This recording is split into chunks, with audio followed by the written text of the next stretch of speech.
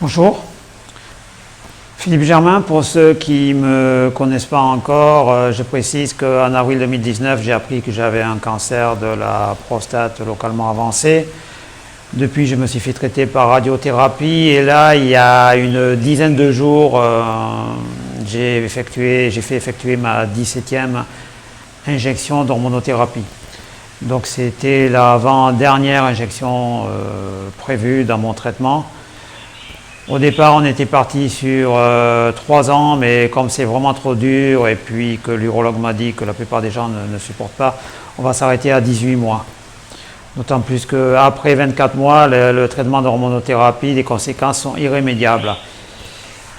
Alors on va revenir un peu là-dessus, puisqu'actuellement je suis en rémission, on parle de guérison au bout de 5 ans. Ce que je voulais dire, c'est que beaucoup de gens me disent « oui, courage, tu arrives au bout ». Mais en fait, j'ai l'impression qu'il n'y a pas de bout. C'est difficile à expliquer. C'est un peu comme si on vous a enlevé un alien que vous aviez dans le ventre et que l'alien est susceptible de se cacher dans le vaisseau. Donc vous êtes tout le temps en alerte et obligé de faire attention. Alors, au niveau aussi des conséquences de l'hormonothérapie, j'ai reçu plusieurs questions, à savoir comment je fais pour arriver à continuer à faire du sport. Mais en fait, je n'ai pas le choix. C'est pas spécialement que j'aime faire du sport, c'est que, pour expliquer clairement, l'hormonothérapie, j'en ai déjà parlé, c'est une castration chimique. Et castration chimique dit prise de poids. Souvent, dans une prise de poids, vous regardez un chat castré, il a tendance à grossir. Et c'est une vraie castration parce qu'au centre de radiothérapie de Abidjan, on m'a dit que les personnes qui ont le cancer de la prostate et qui doivent subir une hormonothérapie, qui n'ont pas les moyens financiers, sont réellement castrées. Donc il faut le savoir, avec toutes les conséquences derrière. Donc moi je fais tout j'ai tout fait pour ne pas grossir, à savoir au début de mon traitement, je faisais 2 repas uniquement par jour. Je sautais le petit déjeuner et le goûter. Je ne consomme pas de plats cuisinés puisque c'est plein de sel et de sucre, et je ne prends pas de sucre ajouté. Le sucre ajouté, c'est-à-dire le seul sucre que je consomme se trouve dans les éléments naturels, fruits, légumes, etc. Enfin, principalement fruits et légumes. Voilà comment j'ai fait. Et le sport, c'est pour ne pas sombrer psychologiquement. C'est-à-dire, tant que je souffre physiquement, je suis occupé, je ne pense pas. Si je me mets à penser, à réfléchir, c'est fini. Voilà. Donc, personnellement, je suis câblé comme ça. J'ai toujours eu cette méthode de travail, notamment quand j'étais jeune, que j'ai connu une longue période de chômage. Je faisais beaucoup de sport. Ça m'évitait de penser. La souffrance vous empêche de penser. Après avoir effectué la radiothérapie, je suis venu vivre sur Abidjan. J'ai dû gérer ça également. C'est-à-dire, j'essaie de vous rassurer, en fait, vous avez sûrement pas ça à gérer en plus du cancer, donc c'est pour ça à chaque fois je le dis, si moi je m'en sors, vous pouvez le faire, puisque moi j'ai eu plus que le cancer à gérer.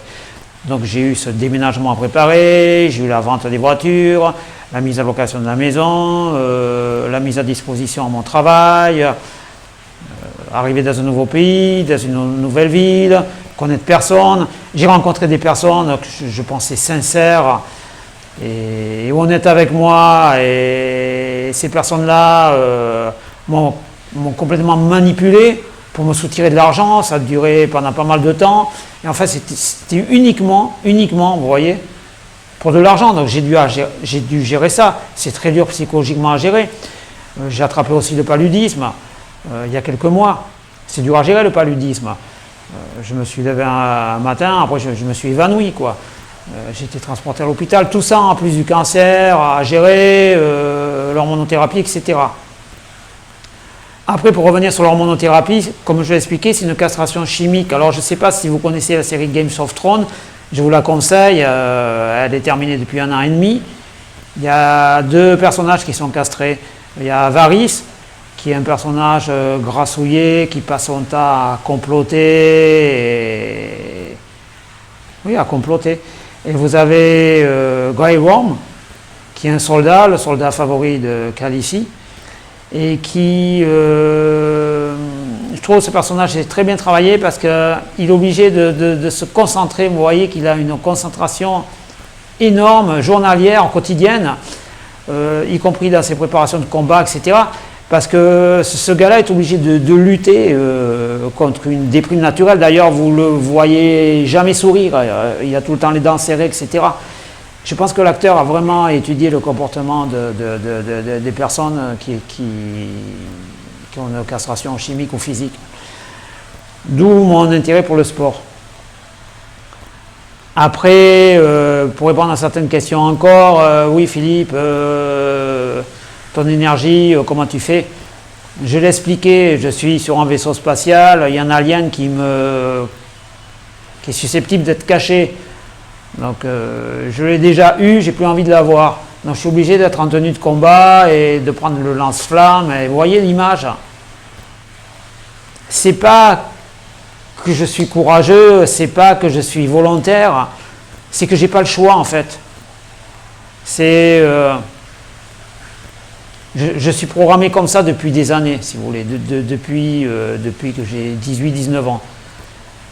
J'ai expliqué dans mes vidéos, j'ai découvert la course à pied quand j'avais 19 ans, et je me suis inspiré de beaucoup de personnages fictifs ou réels. Je vous conseille d'ailleurs d'aller voir les vidéos de David Goggins, qui est un Marines et qui est rentré dans les Marines après quelques mois de régime. Le gars il pesait plus de 100 kg et a réussi à descendre à 70 kg. Voilà ce que peut faire la volonté. Après je voulais dire quelque chose aussi. Il y a aussi l'aspect relationnel à gérer. Alors l'aspect relationnel avec les personnes c'est très dur à gérer. Parce que moi, la plupart des personnes que je connaissais, 99% des personnes ne me contactent plus, m'ont carrément laissé tomber. J'ai eu des messages de soutien au début, quand les gens ont appris que j'avais le cancer. Après, je correspondais avec certaines personnes que j'appréciais. Une fois, une de ces personnes m'a dit « Bon, ben, Philippe, c'est trop dur, bon courage. » Cette personne m'a laissé tomber. Une autre fois, plusieurs fois d'ailleurs, d'autres personnes m'ont dit « Oui, tu as changé de comportement, etc. » Elles m'ont bloqué, j'en avais parlé déjà sur Facebook, etc. Donc vous êtes tout seul, et puis il y a des gens de votre entourage qui refusent de discuter avec vous de la maladie parce que ça les touche personnellement, etc. J'ai eu aussi des réflexions du style, 3 jours après la découverte de mon cancer, « Oui, Philippe, tu tires la tête, tu rigoles pas, qu'est-ce qui t'arrive ?» Vous voyez ? Les réflexions de ce style à gérer. Ou les gens qui ne comprennent pas que vous êtes fatigué. Je suis fatigué. Vous me voyez faire du sport, mais je suis fatigué, beaucoup plus fatigué qu'avant. J'arrive pas à me coucher au-delà de 23 heures. Je suis obligé de lutter, c'est une lutte permanente. En plus, à Abidjan, il fait très très lourd.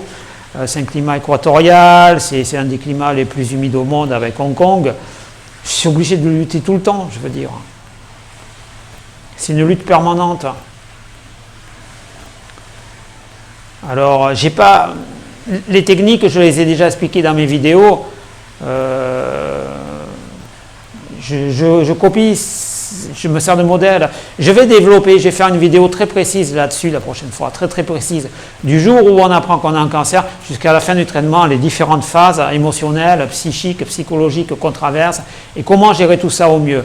Parce que moi j'ai fait des erreurs aussi, hein, je veux dire, mais je suis toujours là, j'ai toujours survécu. Et croyez-moi, j'en prends plein la gueule, hein, vraiment. Je ne dis pas ça pour me vanter, pour me faire plaindre, mais c'est la vérité. Et il n'y a pas que... Voilà. Après, j'arrive à comprendre certaines personnes que je ne comprenais pas au début. Au début, vous savez, dans l'actualité, vous lisez des choses et vous n'êtes pas forcément concerné, vous ne comprenez pas. Par exemple, moi j'avais lu une fois qu'il y avait un survivant, enfin quelqu'un qui avait survécu aux attentats du Bataclan. Il a eu la chance de survivre et il s'est suicidé après.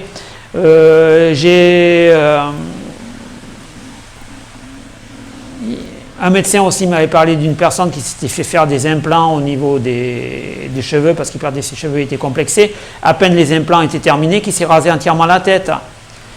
Et tout ça au début je ne comprenais pas. ou les gens qui revenaient de la guerre, qui creusaient une grotte sous leur maison. Maintenant, je comprends. Parce qu'en fait,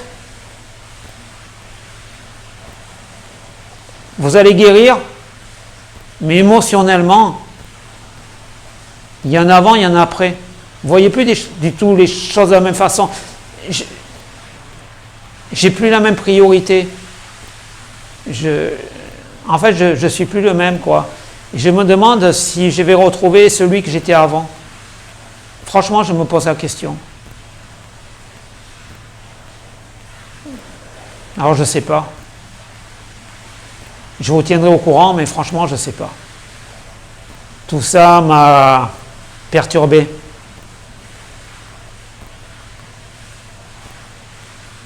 Alors, en fait, je ne sais pas si c'est l'hormonothérapie, si c'est...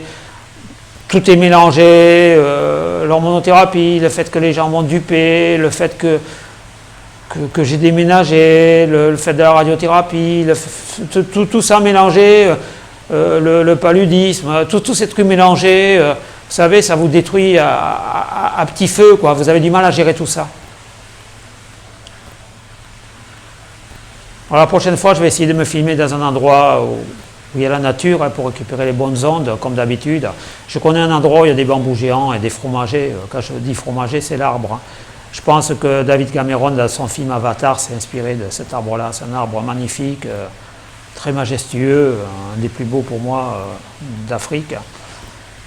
Et je me filmerai à proximité et puis on discutera du processus mental qui se met en place dans votre tête à partir du moment où vous avez un cancer. Pour les gens qui m'ont posé la question aussi, je vous propose un très bon film à visionner, 2 jours à tuer avec Dupontel. C'est un personnage qui apprend qu'il a le cancer et vous verrez. Et moi, la première fois que j'ai vu ce film, ça m'a énormément marqué. Je l'avais vu 2 fois. Et je me suis dit, mais comment on peut gérer ça, quoi? C'est inhumain. Et en fait, peu de temps après, ça m'est arrivé, quoi. Et je me souviens d'une scène où Dupontel prend sa voiture, il est sur l'autoroute, il roule à fond, il s'est flashé par les radars, tout ça. Et moi... quand j'ai appris que j'avais le cancer, je venais de m'acheter une Mercedes neuve. J'étais content.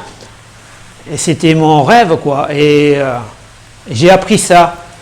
Et quand j'étais sur l'autoroute, c'est pareil, quoi. Je me suis mis à rouler. J'avais la tête vidée. Je venais juste d'apprendre la veille que j'avais le cancer. Bon, je voulais remercier tous ceux et celles qui me suivent. Vraiment, ça me fait plaisir. Et puis la prochaine fois, on discutera un peu plus. Là, on discutera plus la prochaine fois. Allez, merci.